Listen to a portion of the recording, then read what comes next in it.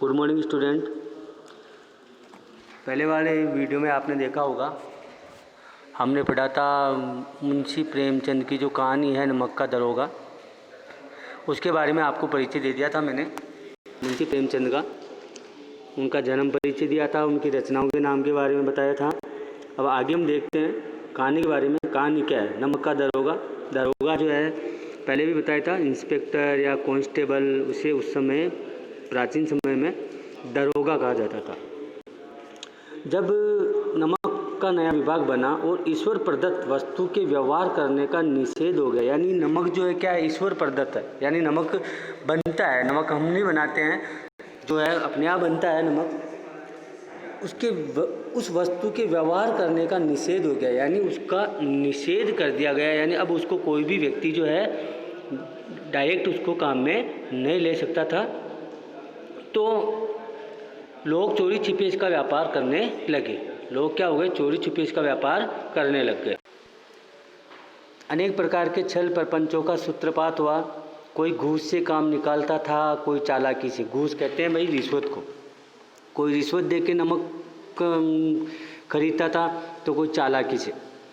अधिकारियों के पोबारा थे। अधिकारी के जो पोबारा थे, चारों तरफ से उनके पोबारा होने का मतलब चारों तरफ से उनके चांदी चांदी थी। पटवारीगिरी का सर्व सम्मानित पद छोड़ छोड़कर लोग इस विभाग की बरकंदाजी करते थे।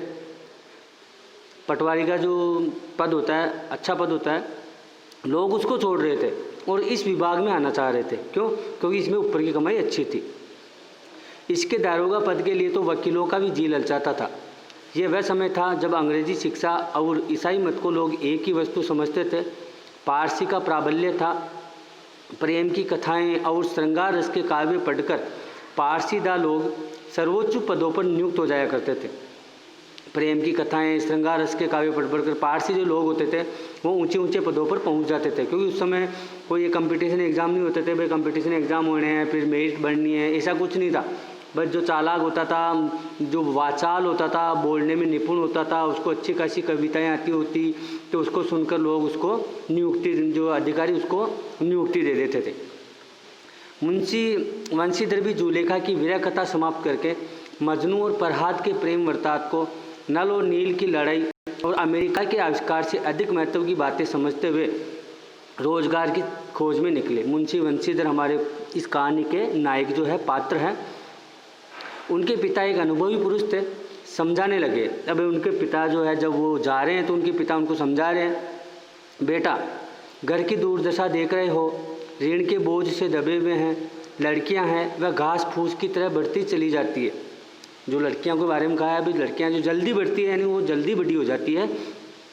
मैं कगारे पर का वृक्ष हो रहा हूँ, न मालूम कब गिर पड़ूँ, और मैं कगार का यानी किनारे का वृक्ष हूँ, अर्थात मैं बूढ़ा हो चुका हूँ और न जाने में कब गिर पड़ूं, अर्थात मैं मर जाऊं। अब तुम ही घर के मालिक मुख्तार हो, नौकरी में ओहदे की ओर ध्यान मत देना। ओहदा कहते हैं पद को, पद की ओर ध्यान मत देना, ये तो पीर का मजार है। निगाहें चढ़ावे और चादर पर रखनी चाहिए। निगाहें किस पे रखनी है? चढ़ावे पे और चादर पर। पीर की मजार का मतलब है भाई, ये तो जो भी पद है ना, सरकारी नौकरी, ये तो देवताओं का मजार के समान है। और निगाहें हमारी चढ़ावे पे होनी चाहिए कि चढ़ावा कितना आ रहा है। ऐसा काम ढूंढना जहाँ कुछ ऊपरी आय हो। मासिक वेतन तो पूर्णमासी का चांद है। मासिक वेतन को देखें यहाँ पे, पूर्णमासी यानी पूर्णिमा, एक ही बार जब पूर्णिमा के दिन चांद पूरा दिखाई देता है, ठीक है। हम भी जानते हैं एक दिन अमावस आती है, महीने में एक बार अमावस आती है और एक बार पूर्णिमा आती है। तो पूर्णमासी का जो चांद एक दिन पूरा दिखाई देता है, धीरे धीरे धीरे धीरे वो क्या था, उसका आकार छोटा हो जाता है, फिर वो लुप्त हो जाता है। जो एक दिन दिखाई देता है और घटते घटते लुप्त हो जाता है। ऊपरी आय बहता हुआ स्रोत है। ऊपर की जो आय है ना, ऊपर की इनकम है, वो बहता हुआ स्रोत है जिससे सदैव प्यास बुझती है। वेतन मनुष्य देता है, इसी से उसमें वृद्धि नहीं होती। ऊपरी आमदनी ईश्वर देता है। ऊपरी आमदनी कौन देता है? ईश्वर देता है। इसी से उसकी बरकत होती है और घर में बरकत होती है। तुम स्वयं विद्वान हो, तुम्हें क्या समझाऊं? इस विषय में विवेक की बड़ी आवश्यकता है। विवेक यानी बुद्धि की बहुत ज़्यादा आवश्यकता होती है। मनुष्य को देखो, उसकी आवश्यकता को देखो और अवसर को देखो। पहले मनुष्य को देखो, उसकी आवश्यकता क्या है वो देखो, और फिर अवसर देखो। उसके उपरांत जो उचित समझो करो। गरज वाले आदमी के साथ कठोरता करने में लाभ ही लाभ है। क्या समझा रहे हैं कि अगर जिसके गरज है, कहते भी हैं कि गरज क्या होती है, बावली होती है, और गरज में हम गधे को भी बाप बना लेते हैं लोग जब गरज होती है। तो गरज वाले आदमी के साथ कठोरता करो, उसमें लाभ ही लाभ है। लेकिन बेगरज को दाव पर पाना जरा कठिन है। इन बातों को निगाहों में बांध लो, ये मेरी जन्म भर की कमाई है। इस उपदेश के बाद पिताजी ने आशीर्वाद दिया। वंशीधर आज्ञाकारी पुत्र थे, ये बातें ध्यान से सुनी और तब घर से चल खड़े हुए, और घर से वो रोजगार की तलाश में वहाँ से रवाना हो गए। पिताजी ने अच्छा खासा उनको आशीर्वाद दिया और वो सिद्धांत भी बता दिए, भाई लाइफ में, जीवन में आगे कैसे बढ़ना है, किस प्रकार हमें रिश्वत खानी है, ऊपर की कमाई करनी है, आदि आदि। इस विस्तृत संसार में उनके लिए धैर्य अपना मित्र, बुद्धि अपनी पथ प्रदर्शक और आत्मावलंबन ही अपना सहायक था। ये सही बात है। आज भी देखिए, हम धैर्य हमारा मित्र होता है, धीरजता हमें रखनी होती है, बुद्धि हमारी पथ प्रदर्शक होती है जो हमें रास्ता दिखाती है, सही रास्ता दिखाती है, और आत्मावलंबन और आत्मा का सहारा ही सबसे बड़ा सहायक होता है। लेकिन अच्छे शकुन से चले थे। अच्छा शकुन था, जाते ही जाते नमक विभाग के दारोगा पद पर प्रतिष्ठित हो गए, और जाते उनको नमक विभाग में दारोगा पद पर उनकी नियुक्ति हो गई। वेतन अच्छा और ऊपरी आय का तो ठिकाना ही नहीं था। वृद्ध मुंशी जी को जब उनके पिताजी को ये सुख संवाद मिला, ये सुख के समाचार मिले, तो फूले नहीं समाए। महाजन कुछ नरम पड़े। महाजन जो थे वो कुछ नरम हो गए, जो पैसे मांगने वाले थे। कलवार की आशा लता लहलाई। कलवार जो था वो उसको भी आशा हुई, एक आशा बंदी कि चलो अब पैसे आ जाएंगे, और पड़ोसियों के हृदय में सूल उठने लगे। और ये तो है ही, कॉमन सेंस की बात है। अच्छी नौकरी लग जाती है किसी की, तो सबसे पहले सबसे ज़्यादा जो प्रॉब्लम या सबसे ज़्यादा जो ईर्ष्या होती है वो किसको होती है? पड़ोसियों को होती है। अब आगे देखिए, जाड़े के दिन थे, जाड़ा सर्दी को बोलते हैं, सर्दी के दिन थे और रात का समय।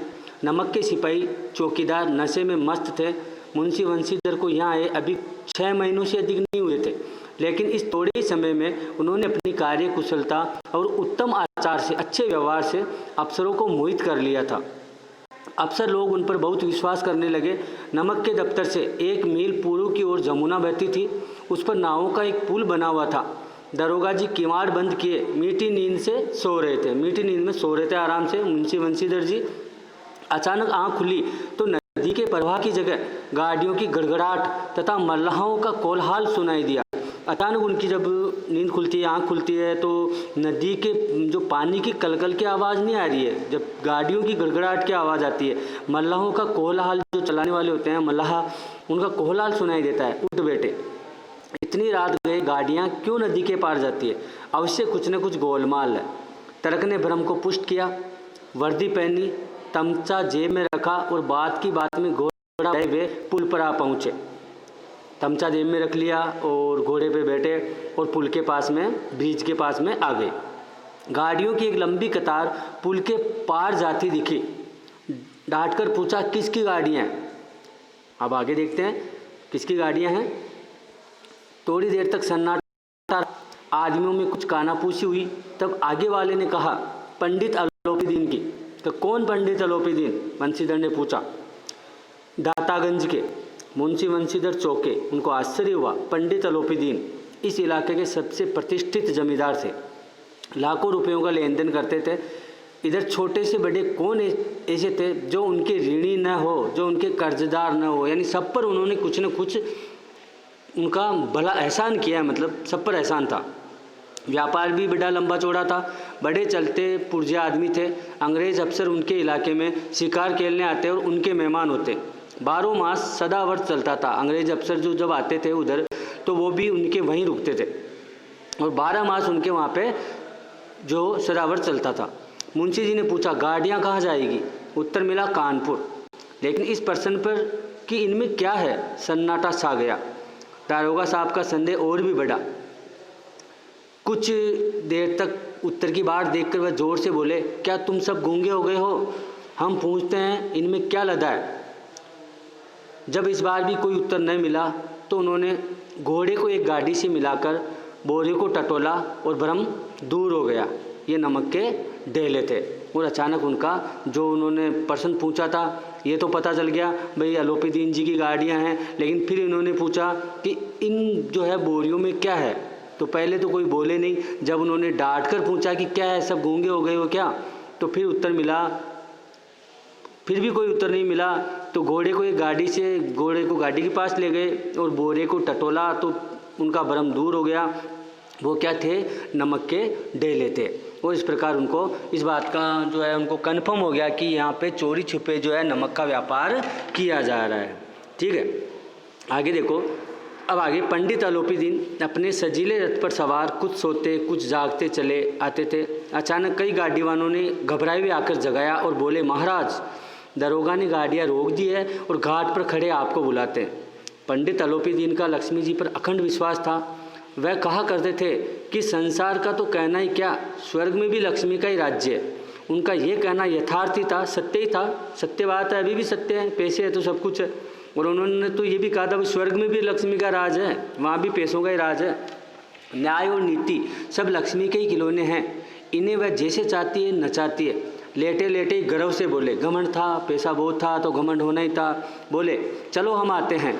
यह कहकर पंडित जी ने बड़ी निश्चिंतता से पान के बीड़े लगाकर खाए। फिर लिहाफ ओढ़े हुए दरोगा के पास आकर बोले, लिहाफ का मतलब होता है गरम सोल जो होता है, जिसे हम बोलते हैं सोल बोलते हैं या कंबल बोलते हैं। और लिहाफ जो होता है थोड़ा सा रेशम का होता है और वो महंगा होता है। जो जमींदार वगैरह या जो प्रतिष्ठित व्यक्ति होते हैं, ऊंचे व्यक्ति होते हैं, वो लिहाफ ओढ़ना पसंद करते हैं। वो आकर बोले, बाबूजी आशीर्वाद, कहिए हमसे ऐसा कौन सा अपराध हुआ है कि गाड़ियाँ रोक दी गई? हम ब्राह्मणों पर तो आपकी कृपा दृष्टि रहनी चाहिए। वंशीधर रुखाई से बोले, सरकारी हुक्म। पर ये क्या है, सरकारी हुक्म है, मैं तो सरकारी वासिंदा हूँ। पंडित अलोपीदीन ने हंसकर कहा, हम सरकारी हुक्म को नहीं जानते और न सरकार को, हमारी सरकार तो आप ही हैं। हमारा और आपका तो घर का मामला है, हम कभी आपसे बाहर हो सकते हैं? यानी वो अपनी बातों से वो कोशिश कर रहे हैं कि वो जैसे तैसे जो है वंशीधर जी को सेट कर ले अपनी बातों से। तो उन्होंने ये भी कह दिया कि हमारा और आपका तो घर का ही मामला है, आप हमारे ही हो, हम आपके ही हैं। ठीक है, आपने व्यर्थ का कष्ट उठाया, ये हो ही नहीं सकता कि इधर से जाएं और इस घाट के देवता को भेंट न चढ़ाएं। मैं तो आपकी सेवा में स्वयं ही आ रहा था। वंशीधर पर ऐश्वर्य की मोहनी वंशी का कुछ प्रभाव नहीं पड़ा। वो ऐश्वर्य की मोहनी वंशी बजा रहे थे अलोपीदीन जी, लेकिन वंशीधर पे उनका कुछ प्रभाव नहीं पड़ा। ईमानदारी की नई उमंग थी। कड़क कर बोले, थोड़ा तमक कर बोले, हम उन नमक हरामों में नहीं हैं जो कोड़ियों पर अपना ईमान बेचते फिरते हैं। आप इस समय हिरासत में, आपका कायदे के अनुसार चालान होगा। बस मुझे अधिक बातों की फुर्सत नहीं है। जमादार बदलू सिंह, तुम इन्हें हिरासत में ले लो, मैं हुक्म देता हूँ, यानी मैं हुक्म देता हूँ, तुम इसे हिरासत में ले लो। ठीक है, तो आज हम जो है इस पार्ट को यहीं तक लेंगे। अगला वाला जो वीडियो या जो ये तुम्हारा जो ऑडियो है, अगर नेक्स्ट टाइम में जब भी टर्न होगा वो आपको इस पार्ट को मैं समझा देता हूँ। एक बार वापस इस पार्ट के बारे में छोटी सी जानकारी। मुंशी प्रेमचंद जी का लिखा हुआ है। नमक का दारोगा है, नमक विभाग उस समय नया नया बना था। सभी चाहते थे कि नमक के जो है दारोगा पद पर प्रतिष्ठित हो जाएं। उसके बाद में किस्मत अच्छी थी, मुंशी वंशीधर जी जो है वो नमक के दारोगा के पद पर उनकी नियुक्ति हो जाती है। नया जोश था, नया खून था, नई उमंग थी, ईमानदार व्यक्ति थे। ठीक है, तो वो उस नमक के दारोगा के पद पर प्रतिष्ठित हो जाते हैं। फिर एक दिन ऐसा होता है, जैसा कि बताया गया है, कि अलोपीदीन जी प्रतिष्ठित व्यक्ति थे और पैसे वाले थे।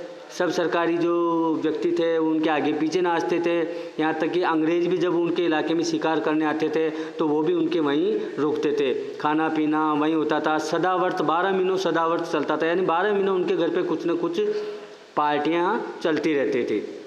ठीक है, फिर ये जो है इनके चंगुल में फंसते हैं मुंशी वंशीधर जी को भी ये कोशिश करते हैं कि जैसे तैसे करके उनको सेट कर लें पैसे देकर या अपनी बातों से। लेकिन मुंशी वंशीधर जी जो है उनकी बातों में नहीं आते हैं और वो तमक कर उनको बोलते हैं। जो उनका जमादार होता है, जो उनके नीचे काम करने वाला कांस्टेबल होता है बदलू सिंह, उसे कहते हैं कि इनको हिरासत में ले लो क्योंकि ये मेरा हुक्म है। ठीक है, अब आगे क्या होता है, क्या मुंशी वंशीधर जी उनकी जो है न्याय की जीत होती है या न्याय की हार होती है, सत्य पर असत्य की जीत, या सत्य पर पैसों की जीत, जो भी होगा हम आगे इसके बारे में बात करेंगे। तो इसको आप एक बार वापस इसको आपको वीडियो को सुनना है तरीके से, इसको एक बार सुनकर आपको इसको समझना है। अगर आपको फिर भी कुछ समझ में नहीं आए तो आप व्हाट्सएप के माध्यम से अपने ग्रुप में मेरे से बात कर सकते हैं, या मेरे से ग्रुप में आप चैट करके आप इसको